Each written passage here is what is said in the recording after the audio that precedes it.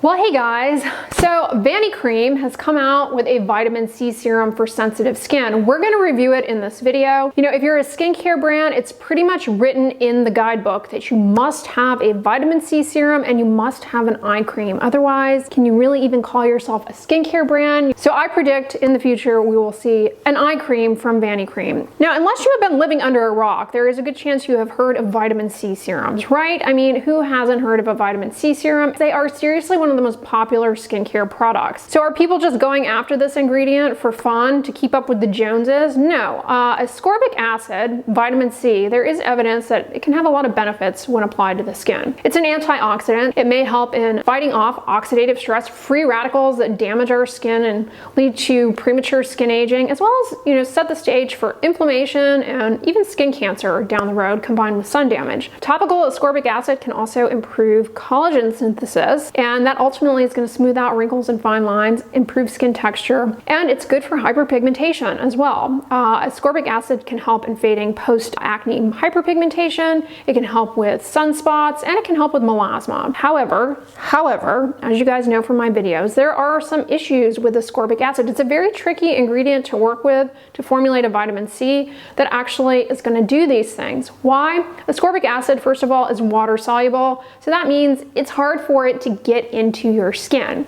Second of all, ascorbic acid, it is very unstable. So manufacturers have to do a lot of things to try and get it to be stable. Ascorbic acid, it oxidizes very easily. So there are all these stipulations, how to formulate it, what to do with it. I mean, the cosmetic chemists, they're the experts in that. Suffice it to say, there are a lot of ascorbic acid serums out there on the market where you're probably just mostly getting degradation, and that can actually be pretty irritating. A lot of ascorbic acid serums, they require an acidic pH in order for it to penetrate the skin, and that by itself can be pretty irritating. For me personally, I don't really tolerate vitamin C serums with ascorbic acid serums particularly well. If you have sensitive skin, you simply might not get along well with vitamin C serums. For some people, they actually aggravate acne, possibly because of the pH or possibly because as the vitamin C oxidizes, it becomes more irritating.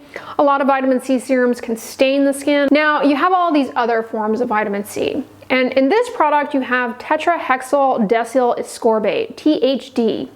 Not THC, THD. I'm just going to keep saying THD because I don't want to keep saying tetrahexyldecyl ascorbate. Too much. Think of THD as an analog to ascorbic acid. In contrast to ascorbic acid, it's oil soluble, so it has a much greater likelihood of actually getting into your skin. Woohoo! Second of all, in contrast to ascorbic acid, it is a heck of a lot more stable, so easier to formulate into products.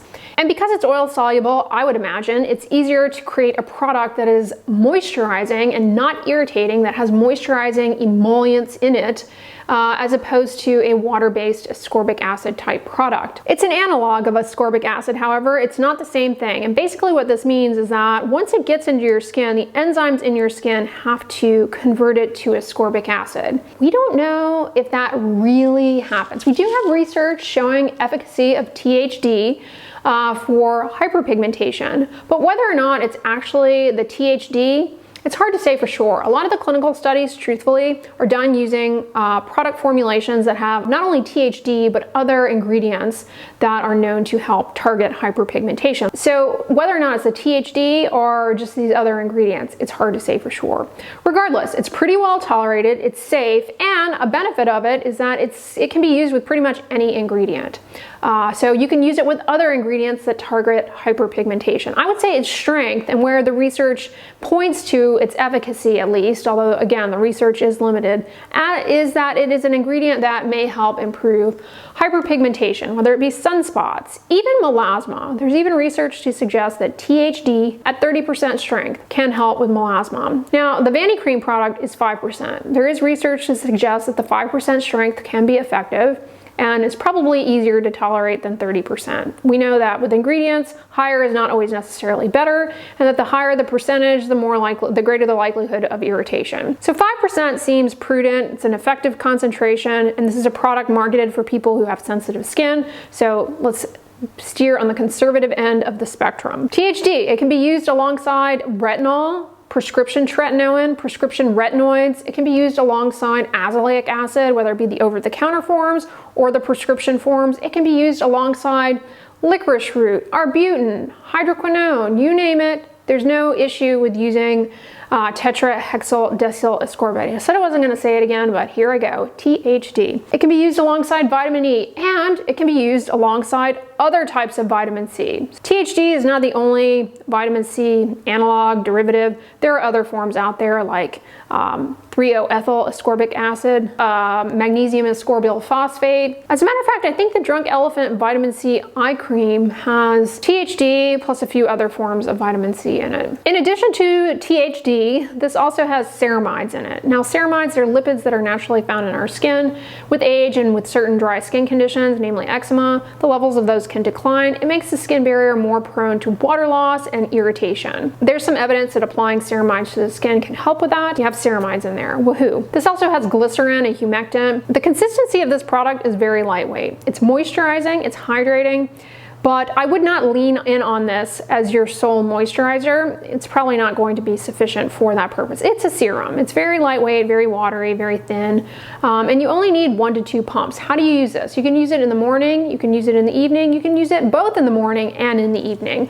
I suggest applying 1 to 2 pumps to your face after cleansing, to clean skin. You can apply it to the skin while it's still a bit damp. That may help with penetration. Use it as the first step in your skincare routine. It's very thin. You can layer your moisturizer on over it. When you use it in the morning, you must use sunscreen, especially if you're going to be going outdoors, because otherwise, what the heck are you even doing with this? Like, I mean, why? You know, people who argue that they don't want to wear sunscreen, but then they spend their time with this. It's like, well, what for? What for?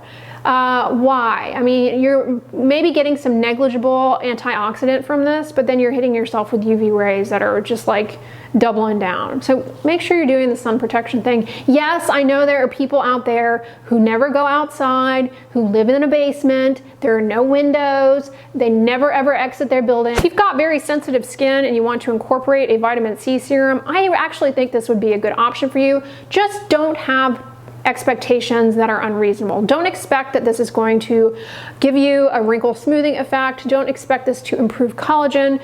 Don't expect that this will necessarily even improve hyperpigmentation. Don't expect anything from it other than putting in good faith that there is some small body of research suggesting potential benefit from THD. If you go in with expectations that are too lofty, for which the science does not support, well, that's going to be a letdown. You know, and the research doesn't suggest that this can do that. I mean, we don't have the research to show that this can do that. Well, then you're going to be let down. But if you go in thinking, okay, THD, I don't have too much to lose. It's an antioxidant. Maybe it can help my skin out. I'm already doing sun protection. Sure. I mean, that's a pretty reasonable expectation there. If you're someone who wants to use vitamin C in your skincare routine, you've tried ascorbic acid, and you're like me, it stings, it causes irritation for you, it leads to acne breakouts, then this might be an option for you. You just have to set your expectations to be something that is reasonable, because the research we have with ascorbic acid, we don't have with THD. We don't know if it actually gets converted to ascorbic acid in the skin to appreciable levels. We don't know if it can improve collagen synthesis to smooth out wrinkles.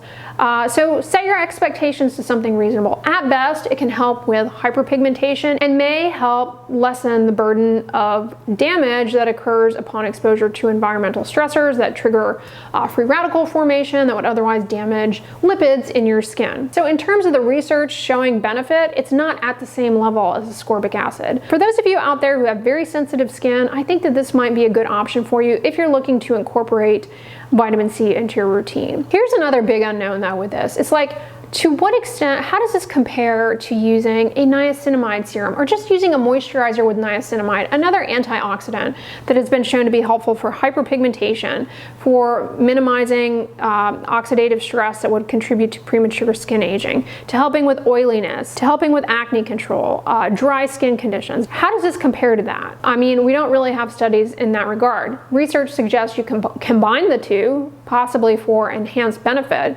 but in other words, if you're using a niacinamide containing moisturizer and you want to abandon that for this, I don't know that, you know, you're gonna see much difference. Now, a lot of people don't tolerate niacinamide. This might be an alternative for you. I think Vanicream overall did a pretty good job with this product, because if you're marketing to an audience that's sensitive skin, people with things like eczema, rosacea, melasma, you want a product that's not gonna be irritating. And so I think choosing to go with THD was the smart here, not only because it's likely less irritating, but it's easier to work with, you know. To what extent they maybe felt comfortable doing ascorbic acid. And I appreciate that, because brands will come out with ascorbic acid serums and throw in vitamin E, throw in ferulic acid, throw in vitamin E, pH it appropriately, but that doesn't necessarily mean that it works. And they'll kind of stop there and try and convince everybody that it's the same as the more research-backed brands out there like SkinCeuticals, which is super expensive. And then consumers go and buy the product and they use it and it turns orange like right away. And it's super irritating. And you're like, is this even the same thing? Probably not. There's probably more that needed to go into that. So I appreciate that. Rather than go down that path, which can just lead to more irritation, they stuck with something that is already known to possibly be helpful, but a lot less irritating. Do you actually need this? No, this is not necessary. The research to support the efficacy of THD is very, very limited. And what do you have to lose? Well, first of all, more products, more problems. That's my mantra, and it's true. You always have to be careful of that. If you're going to introduce something new, it does have the potential to cause irritation no matter how gently it's formulated. The other issue is that the more products you have, the less likely you are to stay consistent with the routine overall. So you end up with products that you don't use consistently, that hang around. What is the shelf life on this? 6 months from with an opening. Now, if you use this daily, you should be done with it in 3-4 months, no problem. But if you just use it for a couple of weeks and then forget about it and leave it in the bathroom, and then, you know, 6 months later you come back and want to use it, probably not as good as it was originally. I would really like to know how. I think it would be really interesting though to do like a head-to-head double-blinded randomized control trial. This will never happen in our lifetime, with the Vanicream vitamin C serum versus Vanicream's daily facial moisturizer, because the daily facial moisturizer has ceramides, but it doesn't have the THD. It'd be cool to see, you know, compare the two in a double-blind randomized control trial. Some people get this, other people get the daily facial moisturizer. There's no odor to this, and it's white. It's very lightweight. It's a very thin serum. But I do like, in terms of the texture, I do like that there's a bit of substance to it. It makes it easy to spread on the skin in a precise, even fashion, as opposed to liquids that can fall all over the place. Let me know in the comments if you're aware that Vanicream came out with this.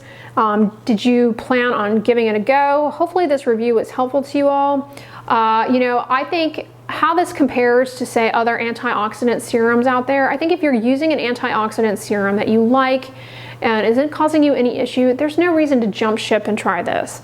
But if you're someone who has tried antioxidant serums, namely ascorbic acid, it's too irritating, maybe you have very sensitive skin, eczema prone, rosacea, melasma, or if you have a deeper skin tone, skin of color, and you don't want to put yourself at risk for irritation that can worsen your hyperpigmentation, but you want something that will maybe help support clearance of it, this possibly would be a good option for you. It's low risk of irritation. So for those folks, you know, then this might be a good option. And it's something you're motivated to use consistently. It's only gonna work if you use it consistently. It's not a one and done thing. I do predict that they will come out with an eye cream next. Do they have, maybe they already have an eye cream, I'm not sure. I don't think they do, but I predict that that's what will come out next.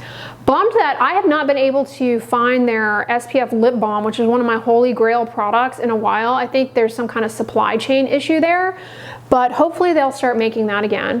You know, they ran into a supply chain issue a long time, like before the supply chain issue was even a thing, with their zinc a long time ago in their mineral sunscreen. But now that seems to be okay, but I don't know if it's something else that goes into the lip balm where they're having issues. But as a side note, I really like Vanicream as a brand. Their products are very nice for people who have sensitive, eczema-prone skin, free of common irritants, free of common allergens that can affect those groups and make certain skincare products not a good choice. All right, y'all, I'm gonna wrap it up here. I hope you guys enjoyed this video. Now on the end slide, I'm going to put another video that you should watch if you want to continue on your skincare learning and churning, or just have my nasally voice going in the background. Watch the next one. I hope you guys enjoyed this. If so, give it a thumbs up, share it with your friends, and as always, don't forget, sunscreen and subscribe. I'll talk to you guys tomorrow. Bye.